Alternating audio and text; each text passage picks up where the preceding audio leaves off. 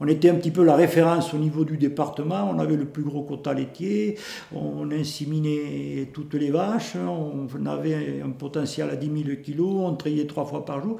Techniquement, on était très performant et économiquement, on était très mauvais. On nous disait, oui, mais il faut produire plus pour diluer les charges, si vous achetez, vous faites des économies d'échelle quand vous achetez en quantité de l'engrais, quand vous achetez en quantité du carburant. Mais malgré ces économies d'échelle, on a bien vu que le mur, il était devant nous et qu'à un moment donné, il faudrait... Enfin, ça allait s'arrêter.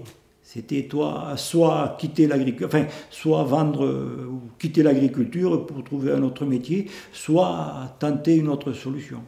Et là, on a remis tout notre modèle à plat et repensé tout le système agricole et le système de production. Entre autres, en rediversifiant, en remettant des légumineuses dans les prairies pour ne plus acheter d'engrais azotés, en rallongeant les rotations, en ne labourant plus. On a vendu la charrue en 86 parce qu'on a compris que labourer le sol, c'était perdre de la fertilité. Donc, on s'est rapproché du semi-direct ou des cultures ou du travail du sol simplifié, TCS.